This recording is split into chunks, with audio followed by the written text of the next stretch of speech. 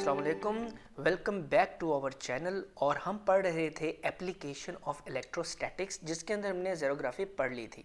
आज हम पढ़ने जा रहे हैं इंकजेट प्रिंटर। प्रिंटर की एक और किस्म भी है जिसको हम लेज़र जेट प्रिंटर कहते हैं। तो अब अभी हम फ़िलहाल पढ़ेंगे इंकजेट प्रिंटर कि ये है क्या। प्रिंटर सबको पता है कि क्या डिवाइस होती है, कैसी डिवाइस होती है जिसने आपको प्रिंट देकर जो भी डॉक्यूमेंट है उसको हार्ड फॉर्म में आपके सामने लाकर रख देती है, उसे हम प्रिंटर कहते हैं।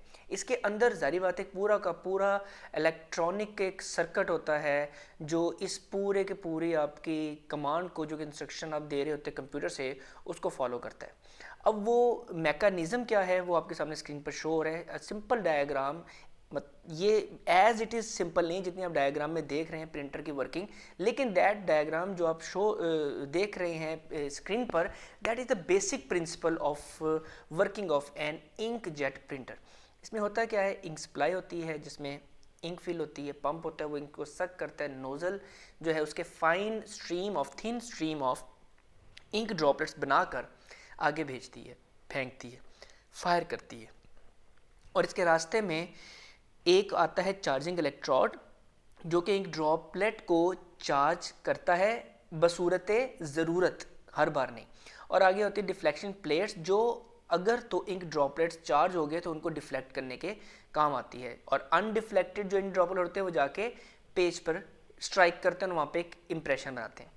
अब यहाँ पर क्वेश्चन है कि किन ड्रॉपलेट्स की हमें ज़रूरत होती है और कब मुझे इलेक्ट्रोड्स और डिफ्लेक्शन प्लेट्स को एक्टिव करना होता है। इलेक्ट्रोड्स जो होते हैं, डिफ्लेक्शन इलेक्ट्रोड्स जो हैं, ये इनका कनेक्शन होता है एक चार्जिंग कंट्रोल के साथ। एक माइक्रो प्रोसेसर होता है, माइक्रो प्रोसेसर मतलब इलेक्ट्रॉनिक सर्किट होता है जो कि इंस्ट्रक्शन लेता है कंप्यूटर से कि कब इस इलेक्ट्रोड को ऑन करना है, कब इस इलेक्ट्रोड को ऑफ करना है। The basic principle of on end of of electrode is कि जब डॉक्यूमेंट पर आपने इम्प्रेशन लेना होता है, इंक की ज़रूरत होती है, तो जो नोज़ल से ड्रॉपलेट्स बाहर आ रहे होते हैं तो कंप्यूटर की कमांड के मुताबिक ये चार्जिंग इलेक्ट्रोड डीएक्टिव ही रहते हैं। तो होता क्या है कि ये जो इंक ड्रॉपलेट है ये बग़ैर चार्ज हुए, ठीक है, ये जो इलेक्ट्रोड है जो जिसका मकसद है इन इंक ड्रॉपलेट्स को चार्ज करना, ये बग़ैर चार्ज हुए स्ट्रेट पाथ को फॉलो करते हुए जाते हैं और पेपर के ऊपर जाके स्ट्राइक करते हैं।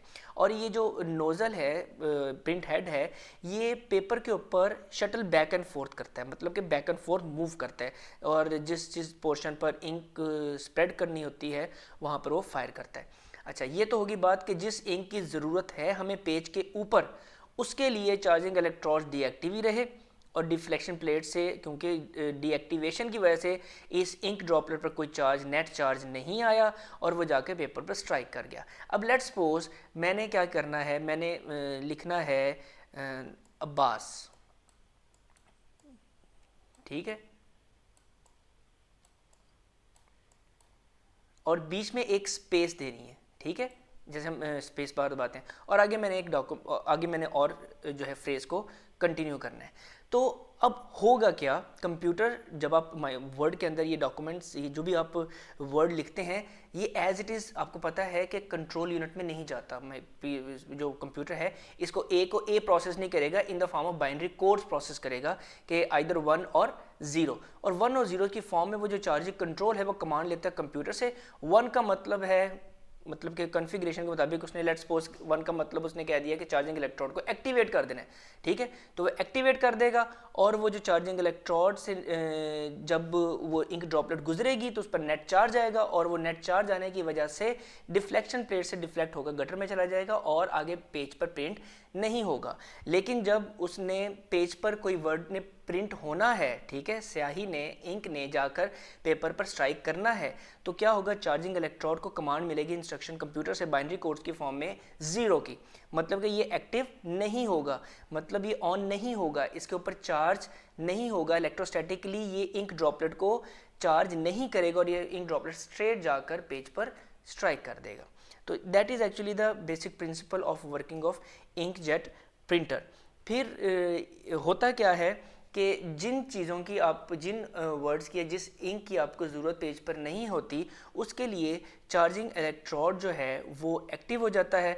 और वो एक्टिवेशन ऑफ चार्जिंग इलेक्ट्रोड करता है क्या, इलेक्ट्रोस्टैटिकली जब इसके अंदर से फाइन ड्रॉपलेट इंक गुजरते हैं तो उनको इलेक्ट्रोस्टैटिकली उसको चार्ज कर देता है। और ये डिफ्लेक्शन प्लेट्स की कन्फिग्रेशन ऐसे रखी गई होती है कि वो उन चार्ज ड्रॉपलेट्स को डिफ्लेक्ट करके गटर में फेंक देता है। अब ये गटर क्या है, इसका कनेक्शन दोबारा किसके साथ किया होता है, इन्होंने दोबारा इंक सप्लाई के साथ किया होता है ताकि ये वेस्ट ना हो। ये दोबारा उस रेजरवायर इंक रेजरवायर के साथ जाकर मिल जाती है और पंप दोबारा से ही प्रोसेस स्टार्ट करता है। जिन जिन वर्ड की, जिन जिन की इंक की, जिन ड्रॉपलेट्स की पेज पर ज़रूरत होती है तो शटलिंग बैक एंड फोर्थ करके वो जो प्रिंट हेड होता है वो मूव करते हुए सारा का सारा प्रिंट करता है और वो आपके सामने एक इम्प्रेशन आ जाता है। अब मैं आपको एक बहुत ही मज़े की बात बताऊँ, आपको ये कितना सिंपल और एक स्लो प्रोसेस लग रहा है, लेकिन ये इतना फास्ट प्रोसेस होता है।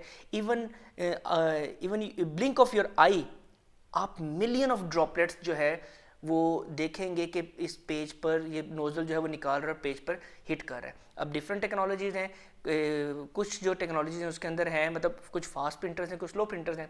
तो एवरेज के तौर पर एक औसतन जो ये एक प्रिंटर है, इंकजेट प्रिंटर, ये कितने ड्रॉपलेट्स जो है वो नोजल से फायर करता है, ये करता है 100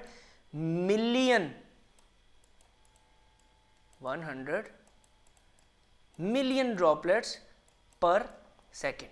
और कुछ प्रिंटर जो फास्ट प्रिंटर होते हैं वो अप टू 300 मिलियंस भी करते हैं। तो इतना फास्ट प्रोसेस है, मतलब कि इतना स्लो प्रोसेस नहीं होता, ये बहुत फास्ट प्रोसेस होता है। और ये सारा का सारा आपको एक पेज बनाकर दे देता है। ये था हमारा आज का लेक्चर, बहुत ही शॉर्ट सा मैंने बेसिक आपको रिव्यू दिया है। इसकी मजीद एक्सप्लेनेशन अगर रिक्वायर होगी तो मैं इंशाल्लाह उस पर वीडियो ज़रूर बनाऊंगा, लेकिन अकॉर्डिंग टू द कोर्स हमारे लिए इतनी ही इन्फॉर्मेशन काफ़ी थी। तो इंशाल्लाह हम मिलेंगे अपने अगले लेक्चर के साथ, जो कि इंशाल्लाह हमारा होगा इलेक्ट्रिक फ्लक्स।